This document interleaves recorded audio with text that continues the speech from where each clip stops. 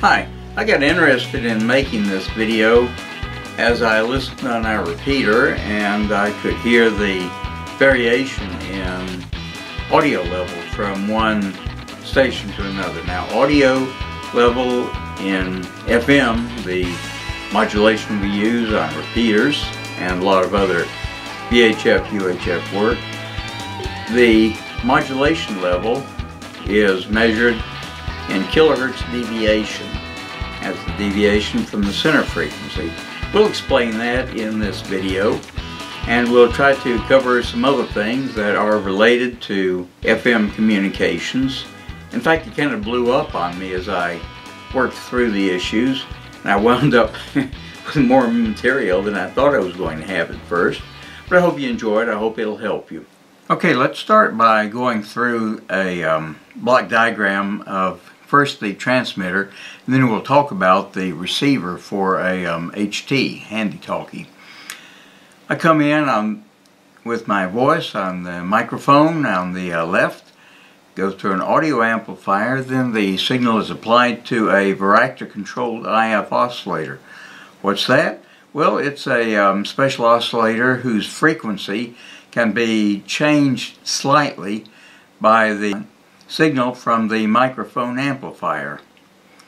From the varactor controlled IF oscillator, the signal goes through suitable bandpass filtering to a mixer where it is upconverted by a local oscillator to the final output frequency. Now, this might be done in one step as I show it here, or it could be done in two steps depending on the radio. After further bandpass filtering, it goes through an RF amplifier and to a final bandpass filter and out to the antenna.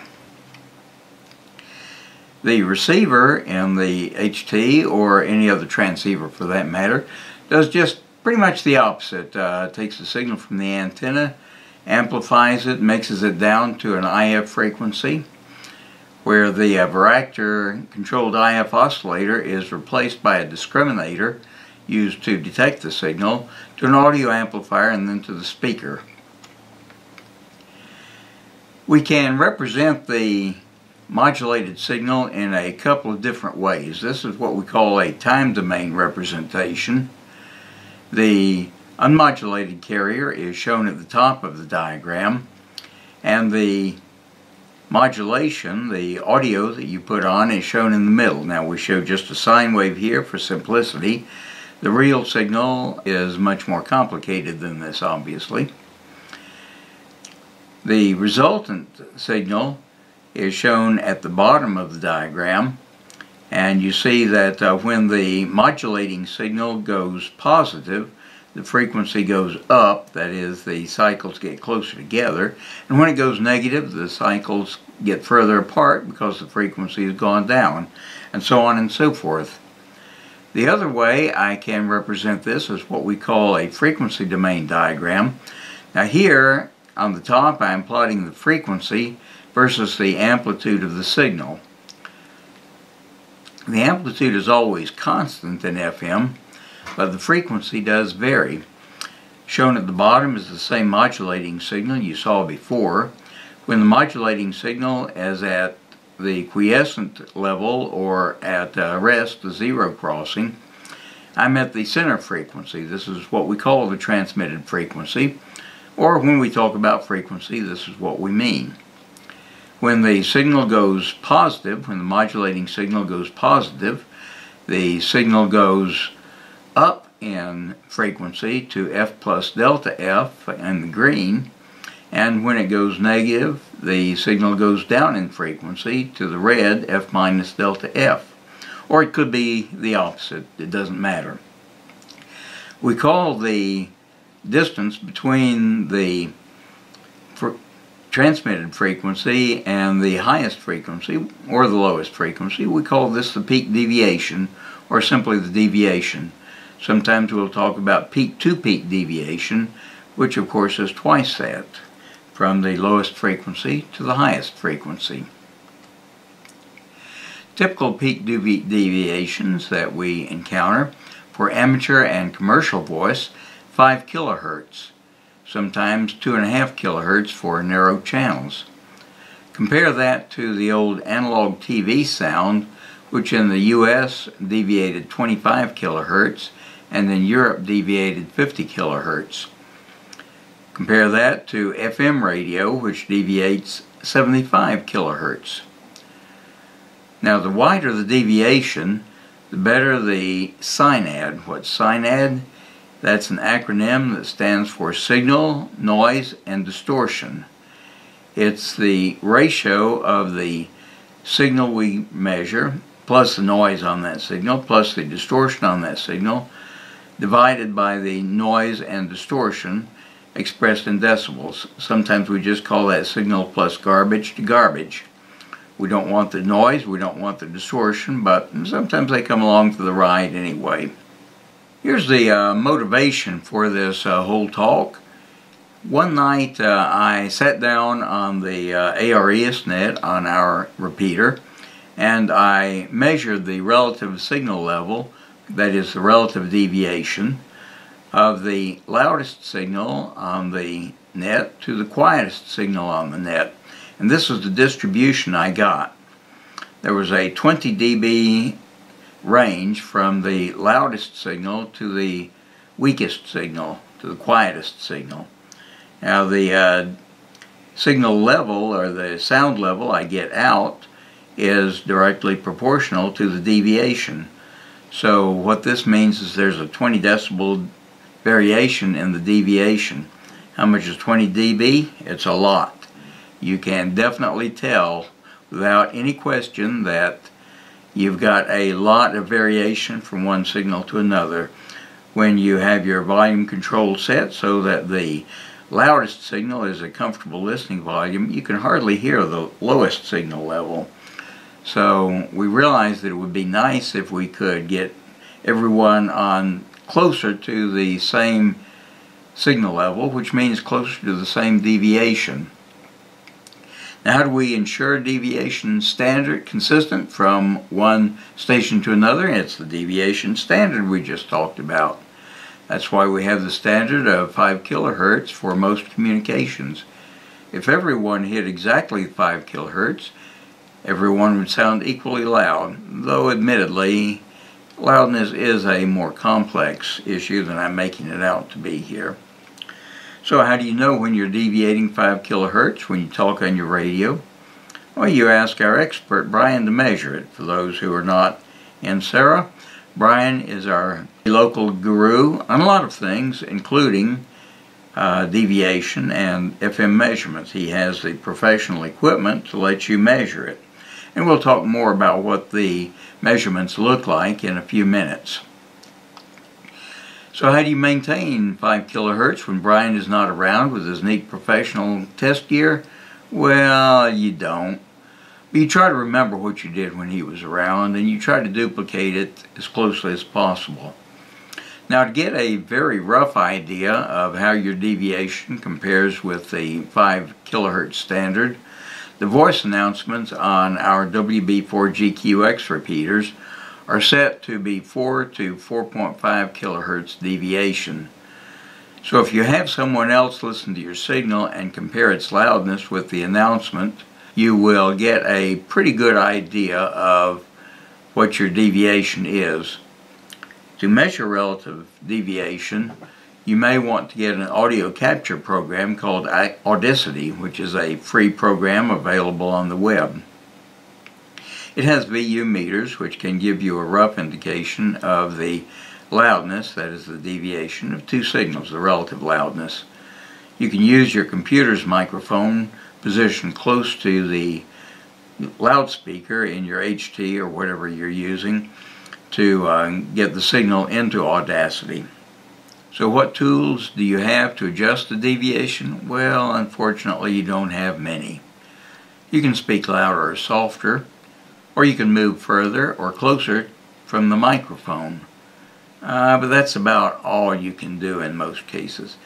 Very few amateur transceivers have deviation adjustments in the menu somewhere, but good luck on finding it.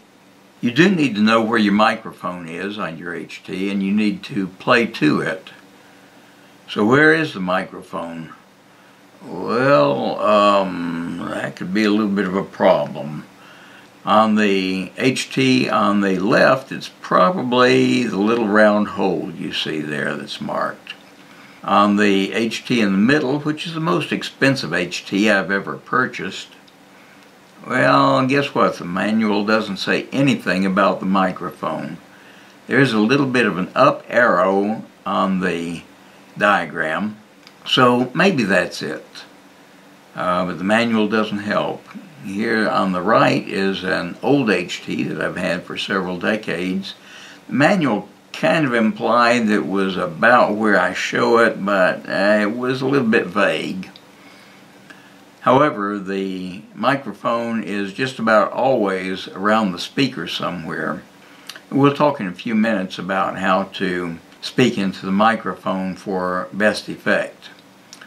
So if you play to the speaker, you're going to be in pretty good shape. Now, here are two handheld microphones on bigger radios. In both of those cases, I got lucky. There was a hole in the microphone case somewhere that told me where the microphone was. Now, I have been warned that the speaker mics that you can get to use with your HTs are notorious for not aligning the microphone with the hole. So that may make the deviation low, and it may also muffle your sound. You'd want to check that.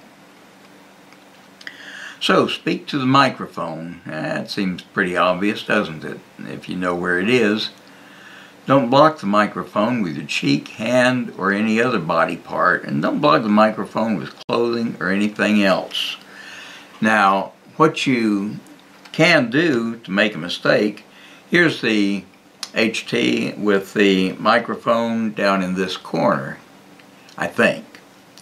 Now, there is a temptation when you use this HT, put it up against you like this and to talk. Well, unfortunately, I'm covering the microphone with my cheek when I do that. Not a good idea. Better to keep the HT a few inches in front of me and talk across it like this. I prefer to talk across the microphone and not directly into it. The reason is that some of the consonants we have in English result in plosives. That is a rapid breath output from your mouth when you speak the consonant. B and P are two that are very bad about this. Put your hand in front of your mouth and say B or P, and you'll feel the air coming out. If that air blows across the microphone, it can result in a little bit of a poof on your sound at that point. You'll actually hear this from time to time on the radio, even in big stations. So, how accurate should we make the deviation from one station to another? Well, I think 6 dB variation would be very, very good. Outstanding, but very unobtainable in practice. A dB, by the way, 1 dB is approximately the smallest change in volume between two speakers or between two radios that a trained observer would pick up. 6 dB is pretty noticeable to a trained observer, somewhat less so to a casual observer. 12 dB would be pretty noticeable variation from one station to another, but maybe we could live with it. The 20 dB I measured in the test, it's almost impossible to receive when you're mobile, because if you have the volume set to work well on the loudest station, the quietest station, you won't be able to hear. And it'll be difficult to tolerate even when you're sitting at a fixed station. Okay, if you want to take a little break and come back to this later, this might be a good place to break. I've finished the basic practical stuff, and from now on I'm going to cover a number of elements in communications, mostly using HTs, but really using anything through the repeater, and many of them will apply even not through the repeater. But if you want to take a break and come back later, this would be a good time to do it. Receiver sensitivity and transmit power often are taken as key parameters. Well, they're probably overrated. They can be important, but other things can be more important to good communications. The performance of the antenna is critical.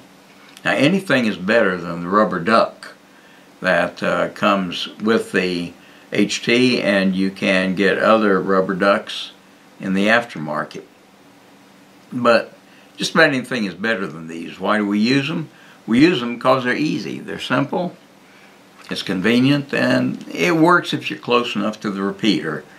For instance, if we're at the fairgrounds, I will often use the rubber duck because I'm close enough to the repeater there that it works okay. But if I'm, say, at my home in the south end of the county, that doesn't work at all. I have to go to an outside antenna in that case. For mobile use, if you don't want to drill a hole in the car, I recommend a mag mount antenna. It's not as good as one that you mount by drilling a hole or mounting it to your gutter, but it is better by far than a rubber duck antenna. And it's more convenient. I don't want to punch a hole in my car either for an antenna. A clear path between you and the repeater is essential, so the height of at least one end needs to be as high as possible. That's why we have the repeater on the mountain. It is hosted by a radio station, WWV. We're very appreciative to them for the support. And being up on the mountain, we can cover most of the county fairly well with that. But still, if you're on a rubber duck, on an HT, you're probably not going to make it into the repeater from the further parts of the county. More deviation is important because it gives you a louder signal, but if you exceed the standard, 5 kilohertz in our case, you can get into distortion. So what you want to do is try to come as close to 5 kilohertz as possible. Now let me talk for just a minute about the way a signal degrades when you start getting too low a signal level, or more specifically too low a carrier to noise level. We use carrier to noise when we're talking about the RF parameter, and we use signal to noise or SINAD when we're talking about the baseband parameter. If I have an AM transmission, not very common these days, but occasionally you'll encounter it. It's shown in the black in this diagram. As the signal is high, it'll sound pretty darn good. As the signal gets low, that is, as you're going to the left in the diagram, then you reach a point at which the AM starts degrading at 1 dB of degradation in audio for every dB of degradation in RF, roughly. FM, on the other hand, the green line, stays pretty good for a long time, but after you reach a certain point of the FM threshold, it starts to decay faster than 1 dB per dB. So it holds up generally, all else being equal, which it never is. FM would hold up to a lower signal than AM does, but when it finally dies off, it's going to die faster. Compare that to digital in the brown line, and it will hold in to the lowest possible carrier to noise ratio, which is close to saying the lowest possible signal level. But when it goes, man, it goes in an instant. It doesn't take long at all for it to completely drop out and leave you with nothing. Don't try to read anything into the scales of this graph, though. Just take it as a relative measure. Now, there is one modification I have to make for FM, and that is on our FM receivers we almost always have a squelch control. Squelch is used on FM to silence the speaker when the signal level gets so low that it doesn't sound too good. So as we keep coming down lower with the signal level with using FM, we're going to get to the point where all of a sudden the signal goes away altogether. That's not because the FM has completely failed at that point. It's because the squelch has kicked in. The squelch measures signal level, and when it gets too low, it cuts out altogether, just mutes the signal. Sometimes when you're listening on the repeater and the repeater drops out, you'll hear just a little burst of noise at the end when the repeater is dropping out. That's called a squelch tail. It is a consequence of a little bit of time delay between when the signal level drops and when the squelch takes over. Okay, now we talk about the peak deviation of the signal, and it might be intuitive to think that the peak-to-peak deviation of the signal, that is the total that extends from the lowest frequency to the highest frequency, is equal to the occupied bandwidth of the signal, which is the filter that we have to put in before the signal. That's not true in FM. It is in AM, but it's not true in FM. Now, the occupied bandwidth is really a complex mathematical function that we won't go into here, but can be estimated by Carson's rule, which is twice the sum of the peak deviation and the maximum audio frequency that you're using. So for amateur use, this would become twice the 5 kilohertz peak deviation plus the 3 kilohertz maximum frequency that we are trying to transmit, or about 16 kilohertz. That's the narrowest width of a filter that we can use without distorting the signal. But there is a correction factor I have to add. This assumes that the signal is deviated 5 kilohertz by a 3 kilohertz sine wave. That's never true, really. Most of the energy in a voice signal is at lower frequencies, lower for men generally than for women, although that will vary quite a bit from one speaker to another. So we can get away with maybe a little bit less. Most filters in FM radios intended for communications have about a 15 kilohertz wide filter. And this is found to be good for voice communications. Now here's a repeater block diagram, and we're going to talk about several things in the repeater now. I have the repeater input on the left, which goes to a receiver like the one in your HT.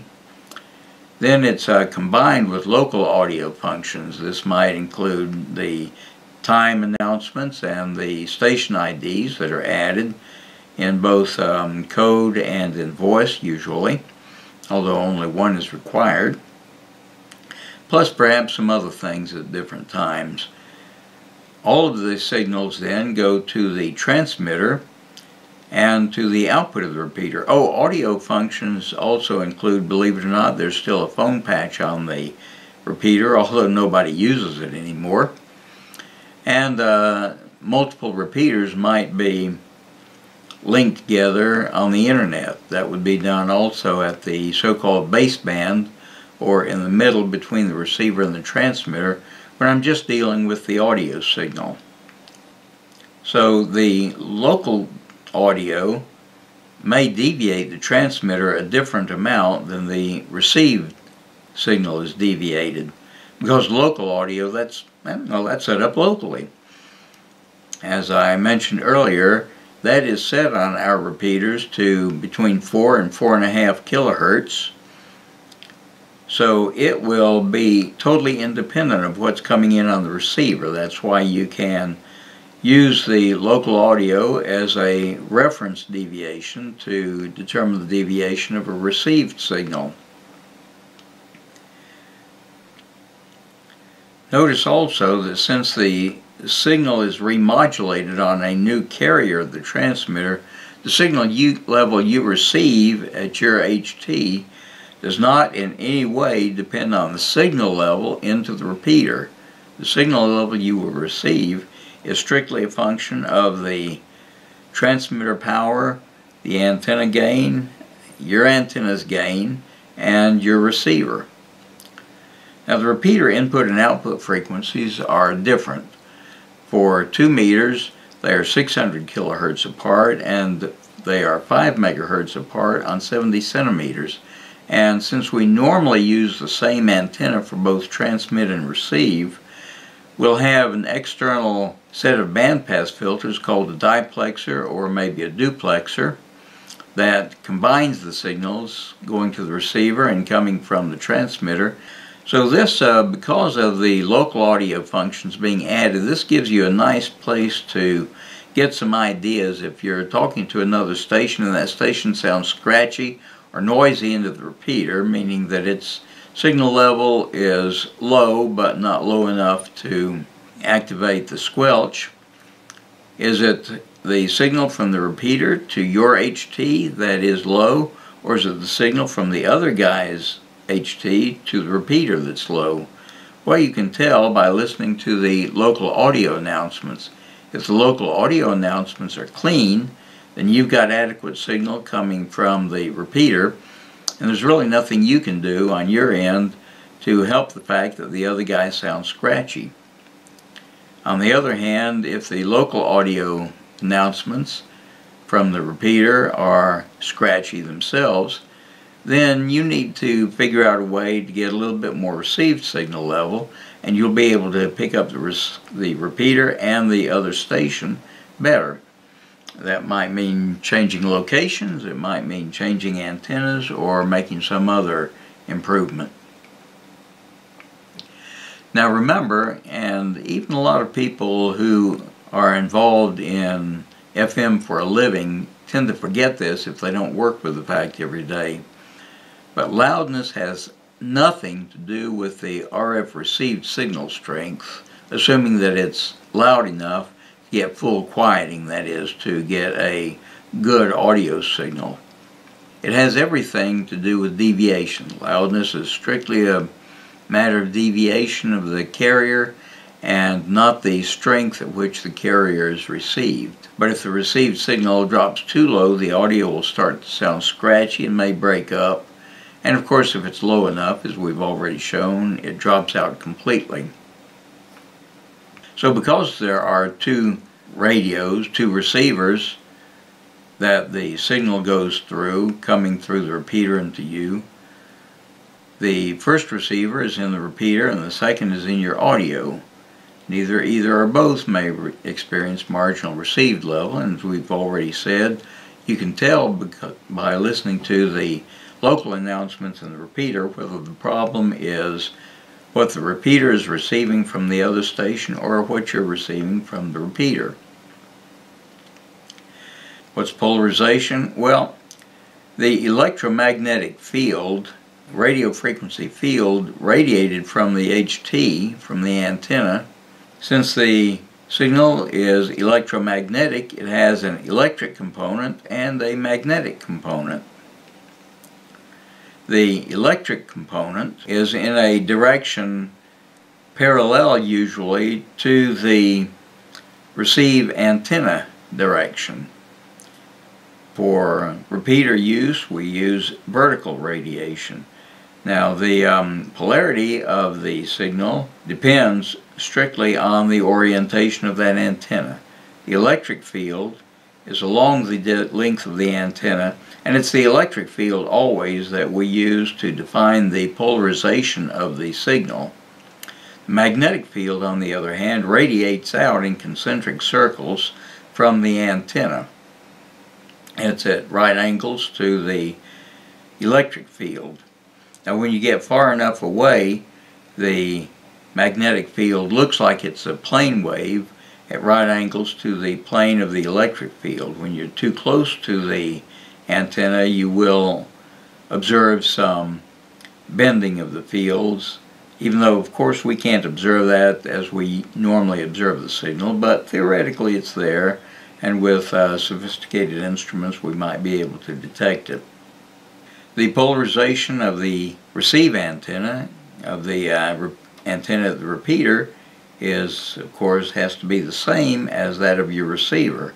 Normally, it's a side-mounted antenna on a tower. Ours is. This happens to be another one at the Motorola Amateur Radio Club because I didn't have a picture of ours.